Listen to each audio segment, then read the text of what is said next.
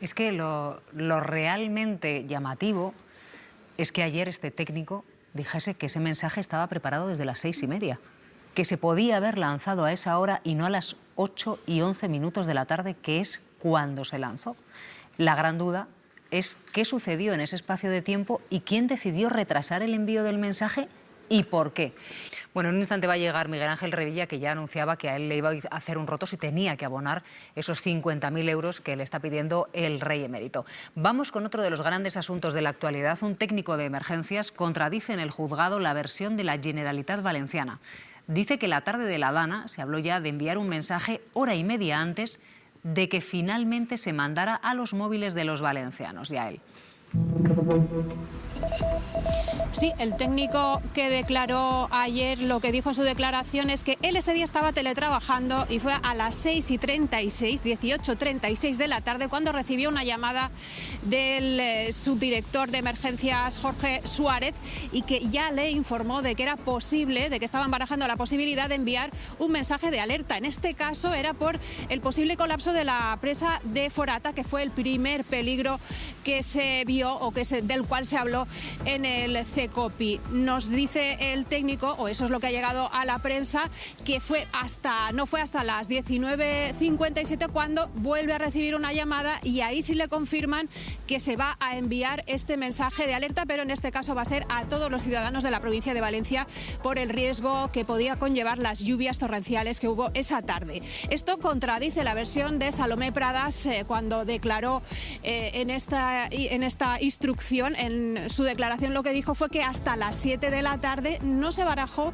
enviar un mensaje de alerta. Ya había declarado otro técnico que sí que estuvo presencialmente en el centro de emergencias, y él lo que afirmó es que a partir de las 5 ya se empezaba a hablar de que se podía enviar este mensaje de alerta, con lo cual le daría sería más similar la versión al técnico que declaró ayer, que como estaba en teletrabajo pues se enteró más tarde por una llamada.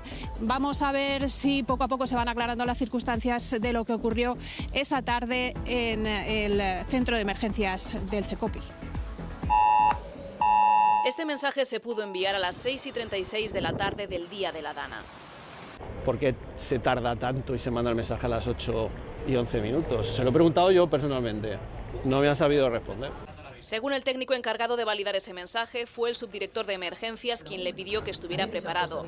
El protocolo establece que para enviar una alerta de estas características hacen falta 2 técnicos. Había gente suficiente en el centro de emergencias para redactar y validar el mensaje. Su relato ante la jueza contradice la versión de la exconsellera Salomé Pradas, quien aseguró que el retraso se debió a motivos técnicos. Ha explicado que validar un mensaje de Saler cuando ya está redactado es cuestión de muy poco tiempo. El técnico, que ese día teletrabajaba, ha asegurado que para enviar la alerta no se requería la aprobación del Gobierno de España. Así que el mensaje, según este técnico, podría haberse enviado hora y media antes, Aída, de lo que se envió, y hora y media antes de que se perdieran tantísimas vidas. Bueno, es que yo estaba ahora pensando en los familiares de una de esas 228 víctimas solo en la provincia de Valencia, que es lo que estarán pensando cuando ven estas informaciones. O sea, ¿cuántas vidas se podrían haber salvado en una hora y media? Porque quiero decir, cuantos más datos conocemos sobre la actuación aquella tarde, más queda claro que hubo una negligencia y que hubo carencias en la gestión. Y esto es incontestable, da exactamente igual quién estuviera gobernando. Coincide que estaba gobernando el Partido Popular, pero esto es una cuestión de vidas, gestión de una catástrofe, y es evidente que no se gestionó como se tenía que gestionar. A mí me da muchísima pena y muchísima rabia por las víctimas, sinceramente, por lo que estoy viendo recientemente, porque a esto encima se añade a la Generalitat diciendo que ahora recibirán 7 meses después a quien lo solicite. Veíamos las imágenes de González Pons, que creo que le honra ser la única persona del Partido Popular que ha tenido la decencia, casi más de medio año después, en reunirse con estas personas sin escucharlas. La pena es que haya llegado tan tarde y que haya llegado a muchísimos kilómetros de donde han sucedido la tragedia. O sea, yo, Carlos Mazón, de verdad que creo que está cometiendo el error de su vida, el error de su carrera política, no solo por no abandonar su puesto, sino por cómo está llevando ahora mismo la gestión de la tragedia. De verdad verdad que me da mucha pena. Luego, además, quiero recordar que los técnicos, no son políticos. Son técnicos que están haciendo su trabajo. Si este hombre dice que se podía resolver en unos minutos, es porque él, que es un profesional, estima que eso es así. Y además creo que es un dato que se puede cotejar con otros técnicos que se dediquen a las tragedias, porque los protocolos de emergencia no solo están en la Comunidad Valenciana, están en toda España y en todas las comunidades autónomas. Entonces, bueno, no sé, creo que el Partido Popular se lo tiene que hacer mirar sinceramente, y luego no quiero dejar pasar el dato porque me parece relevante que si Mazón llega en su cargo al 13 de julio tendrá 2 años asegurados de sueldo público de 75.000 euros. Si aguanta hasta el 13 de julio. Esto por la ley valenciana que regula los derechos de los expresidentes de la Generalitat. Algo que en estas circunstancias me parece una nueva falta de respeto a las víctimas de la Dana. Hay una derivada de todo esto que es el bulo, el gran bulo, por ejemplo, de Forata. ¿Qué pasó en Forata? Dicen, abrieron las compuertas adrede. Bueno, la jueza de Catarroja ha dicho que eso era falso. Así falso, así contundente, pero claro, sales a la calle y Ana Francisco, en la Comunidad Valenciana mismo, comprueba que todavía hay gente que se cree que esto se produjo porque abrieron las compuertas de Forata. Y Ana Francisco, ¿te ha preguntado? ¿Qué tal, compañeros? Durante meses se insistió en que la presa de Forata había agravado muchísimo la tragedia de la Dana, que si alguien había abierto las compuertas para desaguar agua voluntariamente, pues bien, la jueza que instruye el caso lo deja absolutamente claro. Todo eso eran bulos. La jueza se apoya en el testimonio de los técnicos de la Confederación Hidrográfica que dicen justo lo contrario, que la presa de Forata contribuyó a que la tragedia no fuera más, que las compuertas estaban abiertas desde un inicio como manda la norma desde 1982 y sobre todo que nada tiene que ver el desbordamiento del Barranco del Pollo con la presa de Forata porque son cuencas distintas. A pesar de eso, nosotros hemos salido a la calle para conocer la opinión de las personas de aquí de Valencia y esto es lo que nos han dicho. Yo creo que las abrieron. Yo pienso que sí que las abrieron y eso tuvo mucho que ver en todo lo que pasó. Y realmente el ciudadano no sabe si fue la presa, si no fue la presa. El ciudadano sabe lo que difunden los medios y las redes sociales, pero nadie ha salido a dar una explicación que sea creíble. ¿Quién dice la verdad? Probablemente tuvo que ver, porque si al final está mal construida, todo eso influye para poder provocar todas esas riadas. Una mentira todo. Nos dicen lo que quieren. Hay un gran bulo que una jueza acaba de desmontar. El bulo era que se abren las compuertas de una gran presa adrede para causar una tragedia, la de la Dana. Esto una jueza lo desmonta. Por eso queremos preguntar a un juez, al magistrado Bosch. ¿Qué tal? Esto es así, ¿no? Bulo desmontado, pero bulo grave extendido por la extrema derecha. Buenas tardes. Hola Jesús, buenas tardes. Efectivamente, bulo grave, y a mí lo que me sorprende es que cuando más grandes son las falsedades, parece que la gente se lo cree también de manera masiva, y me llama la atención, en este caso más, porque la presa de Forata está en el río Magre, que lleva pocos kilómetros más abajo al río Xúquer, que desemboca en mi propio pueblo, en Cullera. Quiero decir con esto, me conozco como la palma de la mano todos estos pueblos y no tiene nada que ver con la cuenca donde está el Barranco del Pollo, que está decenas de kilómetros más al norte, por lo cual es imposible que el agua de la presa de Forata pudiera llegar a donde dijeron que llegó, pero efectivamente fue un bulo masivo malintencionado con la intención de confundir y generar una serie de efectos. Claro, es un bulo que hace que haya gente que todavía no se aclare o que todavía crea que se abren adrede las compuertas de una presa. Esto, claro, tiene un efecto primero de confusión en la población muy evidente, después en desviar la atención y dificultar la investigación.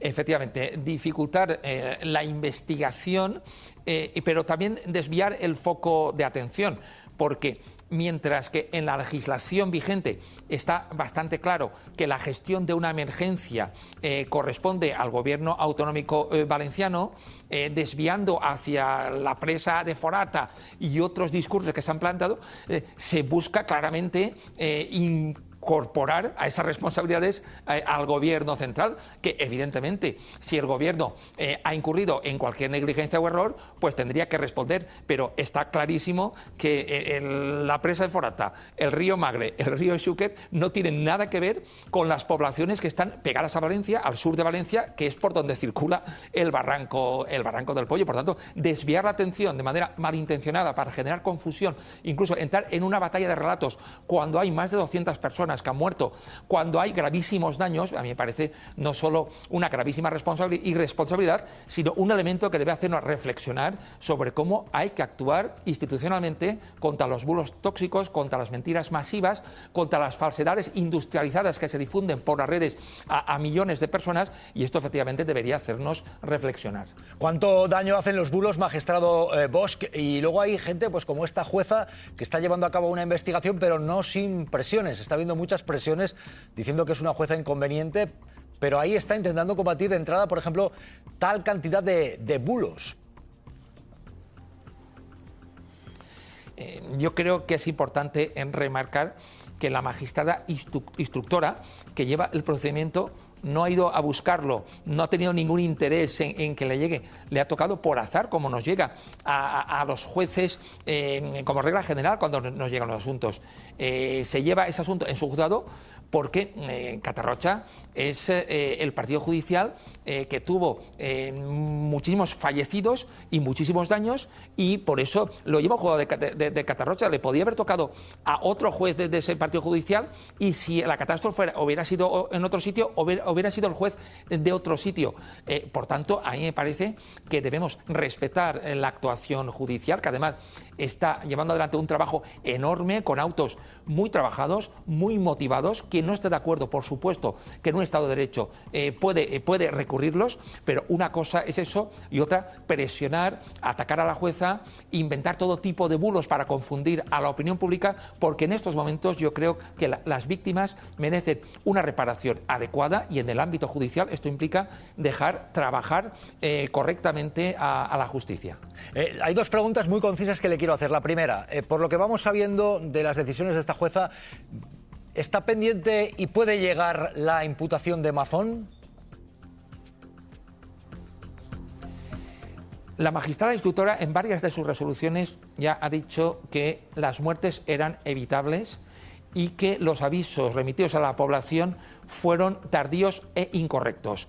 Y considera también indiciariamente que había información suficiente para que la consellera hubiera actuado medidas de prevención y de protección de forma proporcionada.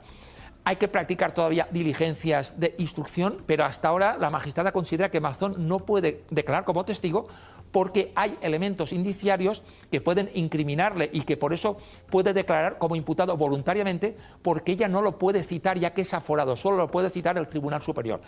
De la instrucción, en la línea que está siguiendo, se desprende que la magistrada va a agotar todas las diligencias instructoras y en ese momento tendrá que valorar si Mazón pudo haber incurrido hipotéticamente en instrucciones, en acciones o en omisiones que le lleven a considerar que su conducta fue negligente, y entonces tendría que remitir en ese supuesto concreto la causa al Tribunal Superior para que imputara en su caso a Carlos Mazón. ¿Y qué le parece lo que está ocurriendo con las víctimas recibidas en Bruselas? Dicen no aquí en la Comunidad Valenciana. Otra vuelta de tuerca que me parece inaceptable es que las asociaciones de víctimas y las propias víctimas están recibiendo ataques desde ámbitos institucionales valencianos que parecen molestos con que las víctimas ejercen su derecho a la reparación. Y a mí me parece lamentable porque todos conocemos en Valencia a familiares que han perdido a su pareja, han perdido a sus hijos, han perdido a sus padres, y es normal que exijan soluciones. Y esto no puede llevar ni a que las víctimas sean atacadas desde ámbitos institucionales valencianos, ni tampoco a que se las ignore o se las ningunee. Lo normal es que los máximos representantes valencianos ya hubieran citado a las víctimas, las hubieran escuchado, estén de acuerdo o no estén de acuerdo. Es una mínima empatía, respeto y formalidad democrática, y que hayan sido recibidas antes en Bruselas que en Valencia, a mí me parece una auténtica anomalía democrática, una anomalía institucional. Juez Joaquín Bosch, muchas gracias por atendernos. Gracias, Jesús. Un abrazo.